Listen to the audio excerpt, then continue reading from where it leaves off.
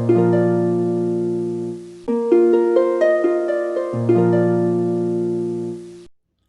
students, in our previous lecture we have completed our chapter 2. Now in this lecture we will start our new chapter, chapter 3. Grandma's hugs are made of love. Okay, जो हमारी grand माँ होती है, दादी माँ होती है, उनका जो हग होता है, उनका जो गले लगाना होता है वो कितना प्यार भरा होता है। यह इस चैप्टर का टाइटल है हमारा। ओके, तो जो हमारे ग्रैंड पेरेंट्स होते हैं वो हमें क्या करते हैं, बहुत ज़्यादा प्यार करते हैं, और उनके जो लव और केयर है उसके बारे में इस चैप्टर में बताया गया है। ओके, तो इस चैप्टर को स्टार्ट करने से पहले हम क्या करते हैं, इस चैप्टर के जो वर्ड मीनिंग है उसे देख लेते हैं। Okay,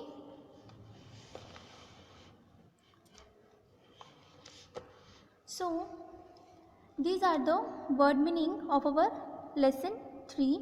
Okay, our first word is fixes. fixes का मतलब होता है लगाना। ओके, किसी भी चीज़ को फिक्स कर देना, किसी भी चीज़ को लगा देना। Second word is cosy. Cosy का मीन्स होता है आरामदायक। नैप, नैप मतलब होता है झपकी। Okay, now next word is bless. Bless मतलब होता है आशीर्वाद देना।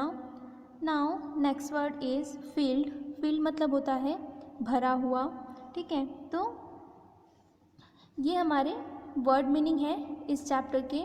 ओके, तो ये आपको अपनी फेयर कॉपी में लिखने हैं। ओके, अब हम अपना चैप्टर रीडिंग स्टार्ट करते हैं। Okay, It's always nice to be with our grandparents. That is why we say that their hugs are warm and full of love. Okay, it's always nice to be with our grandparents. हमें हमेशा हमारे grandparents के साथ रहना क्या लगता है, अच्छा लगता है। That is why we say that their hugs are warm and full of love.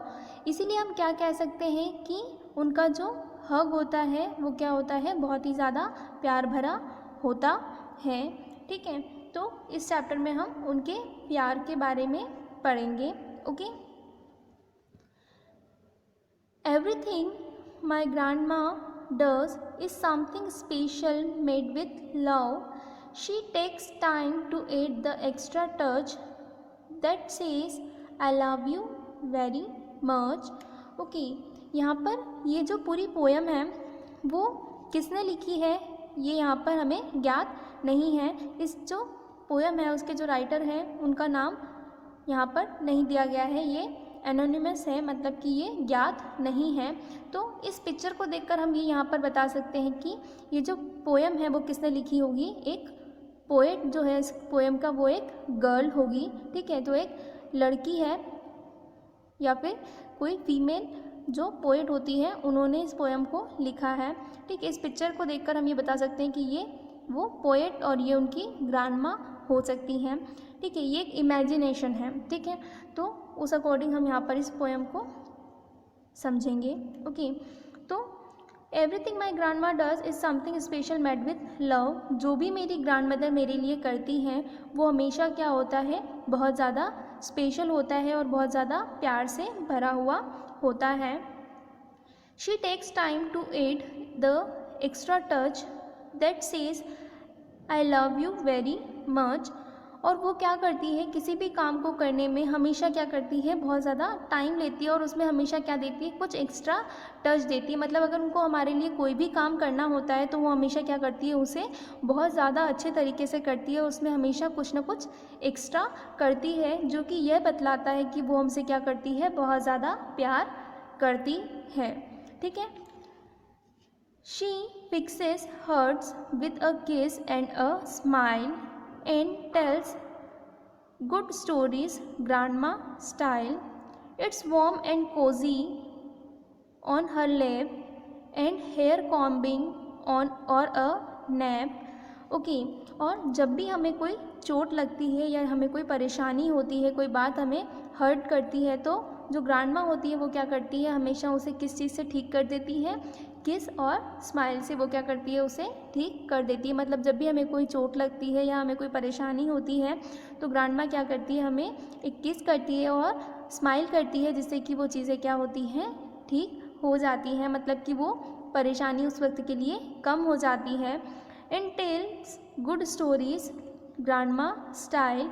और हमारी जो दादी माँ है वो क्या करती है, हमें ग्रैंड माँ स्टाइल में, दादी माँ के स्टाइल में क्या करती है, अच्छी अच्छी कहानियाँ सुनाती हैं। It's warm and cozy on her lap for hair combing और अ नेप। और जो दादी माँ होती है उनकी जो लैप है, उनकी जो गोदी होती है, उसमें क्या लगता है, हमें बहुत ज़्यादा आरामदायक लगता है, बहुत ही अच्छा महसूस होता है। फॉर हेयर कॉम्बिंग और अ नेप, उनकी जो गोदी है उसमें बैठकर बालों को कॉम्ब करवाना, मतलब कि कंघी करवाना और छोटी सी झपकी ले लेना, नींद लगा, मतलब सो जाना, वो क्या लगता है, अच्छा लगता है। ठीक है। And when I say my prayers at night I ask God to bless and hold her tight, cause when it comes to giving hugs my grandma's arms are filled with love.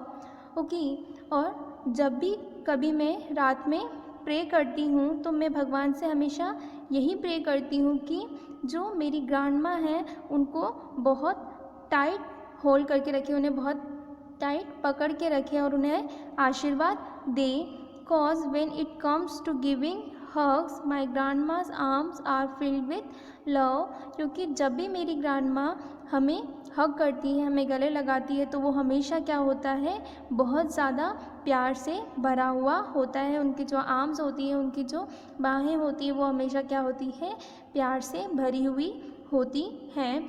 तो इसीलिए मैं क्या चाहती हूँ कि भगवान उन्हें क्या करें, बहुत लंबे समय तक पकड़ कर रखे से यहाँ पर मतलब है कि उन्हें लंबी आयु दे और उन्हें ब्लेस करे, मतलब कि उन्हें आशीर्वाद दे और उन्हें लंबे समय तक जीवित रखे। ठीक है। और ये सब इसलिए चाहते हैं क्योंकि उनका जो प्यार है वो हमेशा हम तक बना रहे। ठीक है। तो इस तरह से ये जो पोएट है वो अपनी ग्रैंड माँ के लव को यहाँ पर बता रही है। ठीक है। तो ये चैप्टर का रीडिंग पोर्शन यहाँ पर हमने कंप्लीट कर लिया है। Okay, so we have completed the reading section of the poem. Now we will understand the question answer of this poem. So let's start the question answer of our lesson 3, grandma's hugs are made of love. Okay, a little more of the poem. Poem के बारे में कुछ और हम जानेंगे यहाँ पर। First question है हमारा, why is it always special when grandma does anything. जो भी ग्रैंडमा हमारे लिए करती है, ग्रैंडमा हमारे लिए जो कुछ भी करती है वो हमेशा स्पेशल क्यों होता है, वो हमेशा क्यों खास होता है। तो हमारा आंसर है, it is special because it is done with grandma's love. Okay, it is special, always को यहाँ पर हमने हटा दिया है। ठीक है। तो it is special because it is done with grandma love, वो हमेशा स्पेशल होता है क्योंकि वो क्या होता है, ग्रैंडमा की लव से बना हुआ होता है। मतलब कि उसमें हमेशा क्या होता है, ग्रैंडमा का प्यार होता है। ठीक है। ग्रैंडमा जो होती है, हमारी दादी माँ जो होती है, उनका प्यार उसमें होता है, इसीलिए वो क्या होता है, हमेशा स्पेशल होता है। ठीक है। Now our question number 2 is, how does the poet describe her grandma's lap? Okay, जो पोएट है, जो कवि है हमारे इस चैप्टर की, उन्होंने उनकी ग्रैंडमा की जो लैप है, उनकी जो गोदी है, उन्हें किस तरह से डिस्क्राइब किया है। तो हमारा आंसर है, the poet find her grandma's lap warm and Cozi.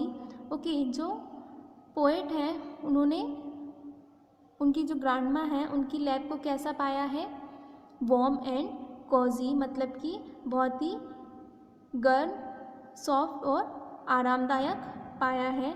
ठीक है, मतलब कि जो उनकी ग्रैंड माँ होती है, उनकी जो लैप होती है, उनकी गोदी होती है, उसमें वो क्या महसूस होता है, उनको बहुत ही आराम महसूस होता है, वो उनको बहुत ही गर्म और आरामदायक लगती है।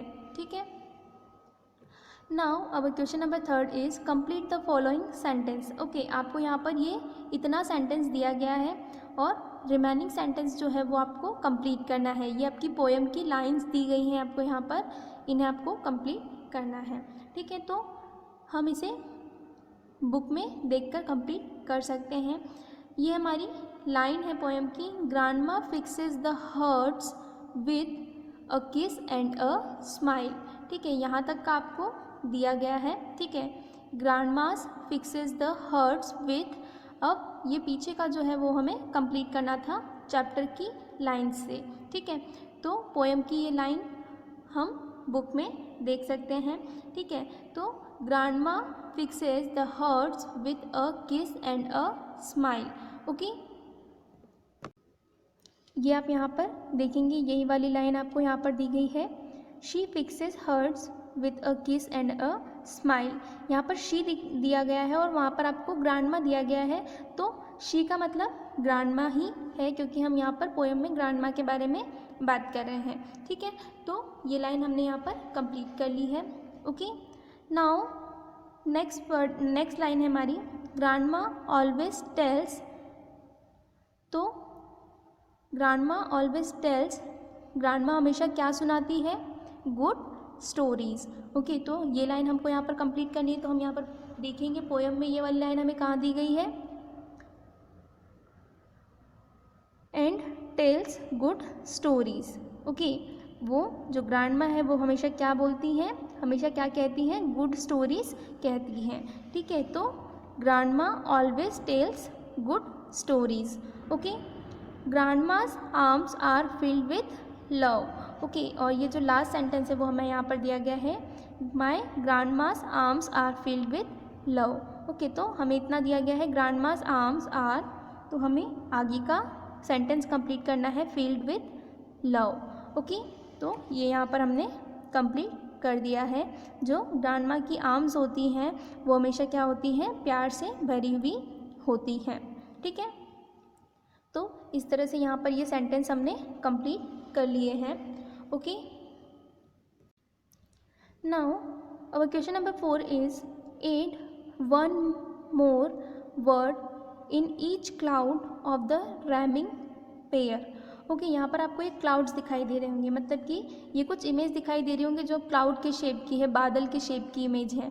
ठीक है, इसमें कुछ राइमिंग वर्ड्स दिए गए हैं, तो उन्हें हमें कंप्लीट करना है। मतलब यहाँ पर आपको 2 राइमिंग वर्ड्स दिए गए हैं, तीसरे के लिए फिल इन द ब्लैंक्स छोड़ा गया है, तो यहाँ पर उनसे मिलता जुलता एक और वर्ड हमको लिखना है। मिलता जुलता मतलब कि उसी की साउंड वाला, राइमिंग पेयर। ठीक है, तो राइमिंग वर्ड हमें यहाँ पर लिखना है, जैसे स्माइल, स्टाइल, वाइल। ओके, तो इनको जब हम बोलते हैं तो पीछे का जो साउंड हो रहा है वो सेम आ रहा है, स्माइल, स्टाइल, वाइल। तो ये जो पीछे की साउंड है वो क्या है, सिमिलर साउंड रहता है। तो यहाँ पर हम क्या लिखेंगे, वाइल लिखेंगे, like smile, style, while. Okay, now night, tight, right. Okay, night है, टाइट है, राइट है। ठीक है, तो ये एक जैसा साउंड आ रहा है, नाइट, टाइट, राइट, तो इनका साउंड क्या है, सेम है। Okay, lap, nap, gap. Okay, तो ये भी क्या है, सेम साउंड वाले वर्ड्स हैं, राइमिंग वर्ड्स हैं। ओके, तो इन्हें हमने यहाँ पर कंप्लीट कर लिया है। तो इस तरह से इस चैप्टर में हमने वर्ड मीनिंग्स, चैप्टर रीडिंग और इस चैप्टर के जो क्वेश्चन आंसर हैं उनको कंप्लीट कर लिया है। ओके, तो इन सब को आपको क्या करना है, अपनी फेयर कॉपी में नोट डाउन करना है। Okay, so my dear students, your homework is that you have to write word meanings and question and answer of lesson 3 in your fair copy. Okay, आपको क्या करना है कि आपके जो ये जो चैप्टर 3 है इसके जो वर्ड मीनिंग्स हैं एंड क्वेश्चन आंसर हैं उनको क्या करना है, अपनी फेयर कॉपी में नोट डाउन करना है। ओके, तो यही आपका होमवर्क है। Okay, thank you.